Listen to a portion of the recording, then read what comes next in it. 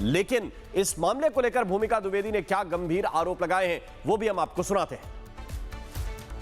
2022 में गई थी अभी मुक्तेश्वरानंद जी के जो कुटिया है या जो भी कह ले, आप ये बता रही हैं बहुत लग्जीरियस है वो। बिल्कुल, वो बहुत फुल ऑफ लग्जूरियस है, एग्जैक्टली है, इसमें कोई भी संदेह नहीं है। देखिए, मैं किताबें लिखती हूँ, मेरा मुख्य काम किताबें लिखना है। आप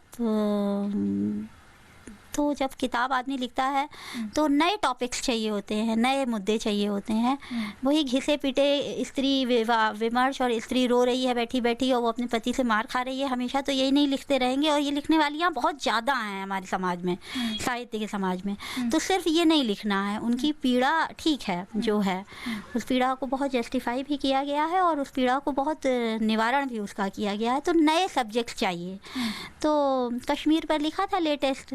तो ये जो शंकराचार्य जी का पीठ है, इससे हमारे पारिवारिक संबंध है 70 साल पुराने, 70 प्लस साल पुराने। क्योंकि मेरे ग्रैंडफादर जो है वो इनके गुरु के मित्र थे, मुवक्किल भी थे वो हमारे, क्योंकि बाबा मेरे वकालत करते हैं, बहुत सीनियर वकील है और वो धर्म के बहुत ज्ञाता हैं। पहले वो इलाहाबाद विश्वविद्यालय में संस्कृत में व्याकरण पढ़ाया करते थे, संस्कृत की उनकी नॉलेज है। तो धर्म ग्रंथ सारे संस्कृत में सनातनी लिखे गए हैं, तो उनकी अच्छी नॉलेज और अच्छी पकड़ थी बहुत।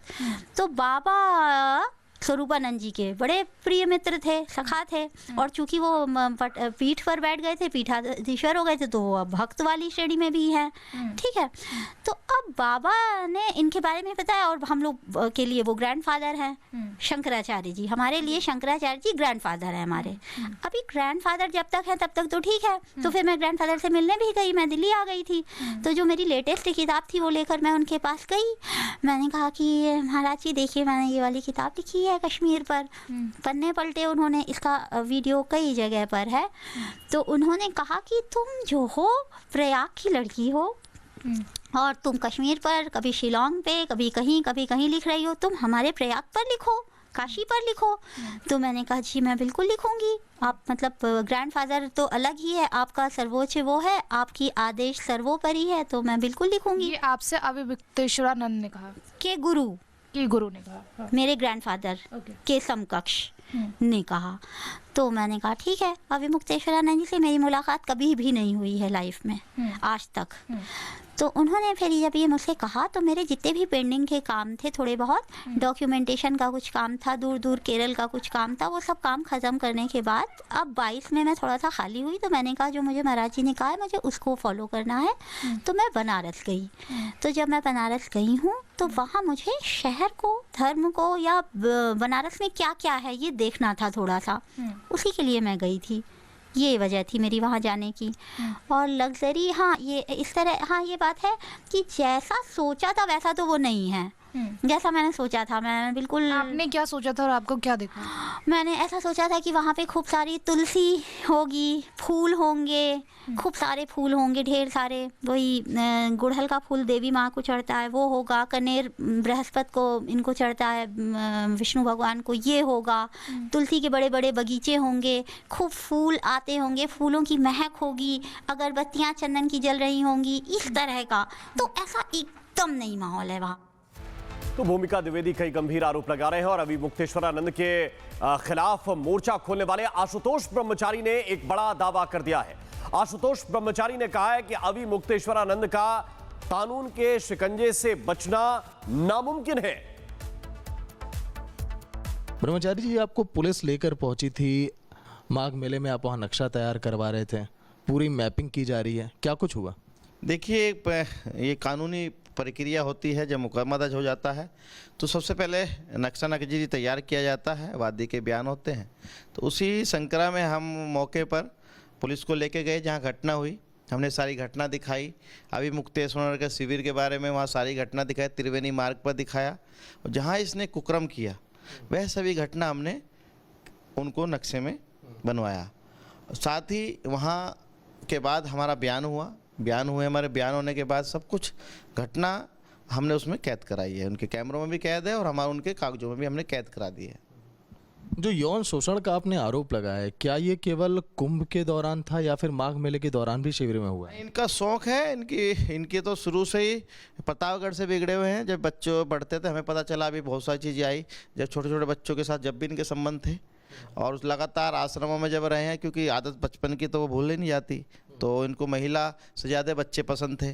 तो यहाँ 2 साल 3 साल से बच्चे के साथ कर रहे थे। जो हमारे भटुक हैं, जो भटुक हैं हमारे, वह है सनातन विद्यार्थी हैं, उनके साथ लगातार 2024 से कर रहे थे। और माघ मेला महाकुंभ में भी इन्होंने किया, और माघ मेले में 2026 में इन्होंने अपराध किया है, ये लैंगिक अपराध किया है, जो बहुत ही घिनौना कार्य है, जिसको लेकर माननीय न्यायालय पॉक्सो कोर्ट एडीजे महोदय के यहाँ से एफआईआर दर्ज के आदेश हुए हैं, उसमें एफआईआर दर्ज हुई है। लेकिन ब्रह्मचारी जी शंकराचार्य ये कह रहे हैं, जिन 2 नाबालिग बच्चों को आपने पेश किया कोर्ट के समक्ष, उन 2 नाबालिग बच्चों को तो जानते भी नहीं है, वो आपके बहलाने फुसलाने पहुंच गए, उन्होंने कभी आश्रम में भी अपने नहीं देखा। कभी चोर कहता है चोरी करने के बाद मैंने चोरी की है, ये तो कभी भी नहीं कहेगा, और ऐसे कुकर्मी तो कभी भी नहीं कहेंगे। अब अभी कुछ दिन पहले मैं इनका बयान सुन रहा था, ये बोल रहे थे कि हमारे पर एफआईआर दर्ज हो ही नहीं सकती, हमने सेक्शन 22 लगवा दी। कैसे हो गई?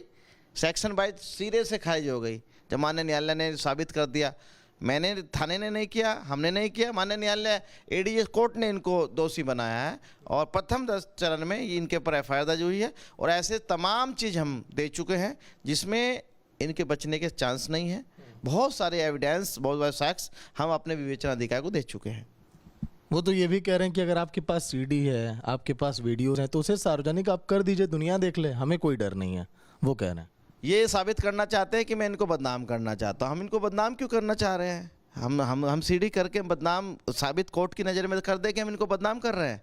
तो ये सीडी कोर्ट का पार्ट होता है, यह है विवेचना का पार्ट है। साक्ष्य हम कैसे दे दें, सार्वजनिक कैसे कर दें, और जबकि पॉक्सो कोर्ट 22 और 23 में साफ 23 में कहा गया है कि कोई भी विवेचना का पार्ट, कोई भी साक्ष्य सार्वजनिक नहीं किया जाएगा जो नाबालिगों से जुड़ा है।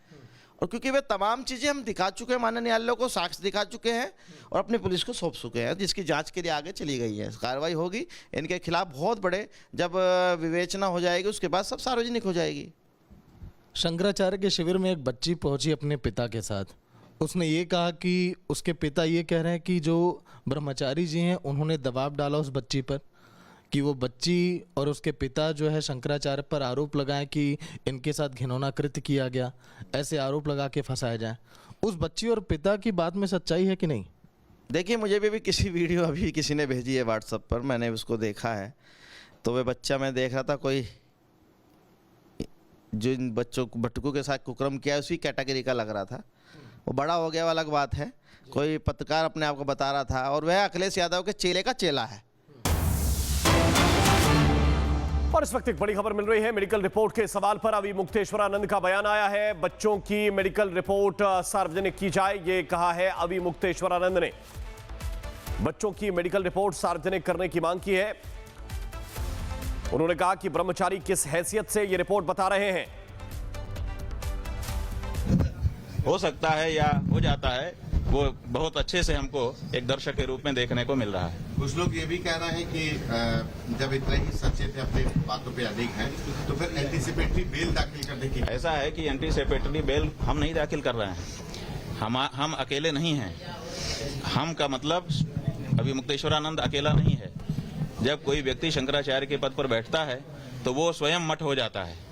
इस समय हम मठ हैं, ज्योतिर्मठ हैं, और इस ज्योतिष पीठ पर बैठे हुए हैं। ये जो बैठे हैं आसन, ये ज्योतिष पीठ है, और हम स्वयं मठ हैं। कौन से मठ? चलते फिरते मठ। माने जो हमारा ज्योतिर्मठ है वो तो उत्तराखंड में है, लेकिन उसको रिप्रेजेंट करते हैं। जहां हम जाते हैं ज्योतिर्मठ आया है, वहां के शंकराचार्य आए हैं। तो इसलिए हम एक संस्था हैं, तो हम संस्था को संरक्षित करने के लिए हमारा एक परिकर वर्ग होता है, तो परिकर वर्ग उसकी संरक्षा के लिए कार्य करता है। अब उनको ये है, अगर सब कुछ फेयर हो और कानून के अनुसार हो, क्या दिक्कत है किसी को? हमने कहा कि भाई क्या दिक्कत है, अगर गिरफ्तार करके ले जाएंगे तो तुम लोगों को क्या बाधा है?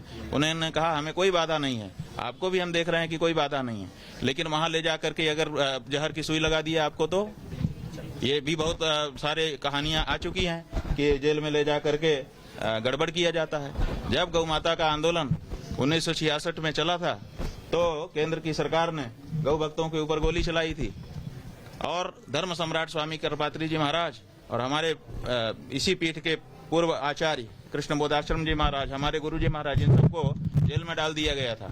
वहां पर जेल में मारपीट करा दी गई थी, जिसके कारण धर्म सम्राट स्वामी करपात्री जी महाराज की आंख में इतनी बड़ी चोट आई थी कि उनके शरीर छूटने के बाद ही वो पूरी हुई। तो ये सब भी जेल में होता है, तो इसलिए हम उसकी सुरक्षा के लिए हम उसके लिए हम बचाव करना चाहते हैं, तो हमको अनुमति देनी पड़ी। और क्या अध्यात्म की आड़ में ऐशो आराम हुआ? पॉक्सो एक्ट के तहत केस दर्ज होने के बाद अब नए आरोपों ने किस तरह से शिकंजा कसा है, ये आपको एक रिपोर्ट के जरिए दिखाते हैं।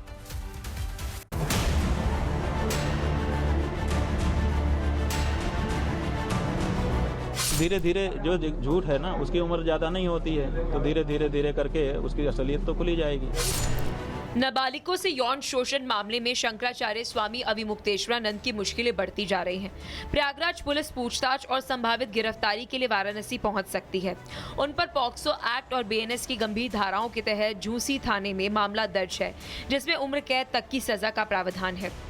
वाराणसी का विद्या मठ, जहां अध्यात्म और साधना की सादगी की अपेक्षा की जाती है, लेकिन अब आरोप है कि यहां अध्यात्म से ज्यादा हाई प्रोफाइल लाइफस्टाइल, और अब इसी मठ पर लग रहे हैं गंभीर आरोप। लेखिका भूमिका द्विवेदी का दावा है कि साल 2022 में वो यहां करीब 2 महीने तक रुकी थी। उनका कहना है कि वे काशी और प्रयाग पर शोध के लिए आई थी और उन्हें प्रोत्साहन मिला था स्वरूपानंद सरस्वती से, लेकिन मठ के भीतर जो उन्होंने देखा उसने उनकी धारणा बदल दी। और लग्जरी, हाँ ये इस तरह, हाँ ये बात है कि जैसा सोचा था वैसा तो वो नहीं है। जैसा मैंने सोचा था, मैं बिल्कुल। आपने क्या सोचा था और आपको क्या देखा? मैंने ऐसा सोचा था कि वहाँ पे खूब सारी तुलसी होगी, फूल होंगे, खूब सारे फूल होंगे, ढेर सारे। वही गुड़हल का फूल देवी माँ को चढ़ता है वो होगा, कनेर बृहस्पति को इनको चढ़ता है, विष्णु भगवान को ये होगा, तुलसी के बड़े बड़े बगीचे होंगे, खूब फूल आते होंगे, फूलों की महक होगी, अगरबत्तियाँ चंदन की जल रही होंगी, इस तरह का। तो ऐसा एकदम नई माहौल है वहाँ पर, एकदम ऐसा नहीं है। वो पूरा माहौल जो है, पहला तो पूरा संगमरमर का बना है, कच्चा तो कहीं है ही नहीं। कच्ची ज़मीन आश्रम की वाली होती है जहाँ तक मुझे लगता है। तो वो पूरी संगमरमर की बनी हुई एक आलीशान कोठी है, शानदार सी। तो वहाँ पर दूसरा ही माहौल है। भूमिका का आरोप है कि मठ के अंदर आध्यात्मिक सादगी नहीं बल्कि लग्जरी का माहौल है। एसी से लैस कमरे, एलईडी टीवी, महंगे कालीन और आलीशान हॉल। उनका दावा है कि मठ परिसर में एक स्विमिंग पूल भी है। इतना ही नहीं, कुछ गुप्त और रहस्यमय कमरों की भी बात कही गई। आरोप है कि इन कमरों का नियंत्रण कथित तौर पर स्वामी जी की सखी के पास है और वहां आम लोगों की एंट्री नहीं होती है। भूमिका द्विवेदी ने खुलासा किया कि मठ में कथित लग्जरी सुविधाएं हैं, स्विमिंग पूल की मौजूदगी, गुप्त कमरों का भी दावा, सीमित लोगों की एंट्री। बिल्कुल, वो बहुत फुल ऑफ लग्जरीज है, लग्जूरियस है, एग्जैक्टली है, इसमें कोई भी संदेह नहीं है। जैसा क्या स्विमिंग पूल भी आप बता रही हैं? है स्विमिंग पूल है, हाईएस्ट फ्लोर पर उसके स्विमिंग पूल है, खूब बड़ा सा स्विमिंग पूल है। 2022 में वो बहुत अच्छा सा था। अभी क्या हाल है, मैंने 2022 के बाद में वहाँ गई नहीं हूँ, तो मुझे आज की स्थिति नहीं मालूम। पहले से ही यौन शोषण और पॉक्सो एक्ट के तहत दर्ज मामले में स्वामी अविमुक्तेश्वरानंद की मुश्किलें बढ़ा दी। इन आरोपों ने वाराणसी के धार्मिक और सामाजिक गलियारों में हलचल भी मचा दी। पहले से ही यौन शोषण और पॉक्सो एक्ट के तहत दर्ज मामले ने विवाद को गंभीर बना रखा है और अब इन नए आरोपों ने जांच की दिशा को और पेचीदा बना दिया है। विद्या मठ की ये तस्वीरें और आरोप कई सवाल खड़े कर रही हैं। क्या यह आध्यात्मिक संसाधन की सच्चाई है या फिर आरोपों की राजनीति? सच क्या है, ये जांच के बाद ही साफ होगा, लेकिन फिलहाल विवाद की आंच तेज है। Bureau report, Republic Bharat.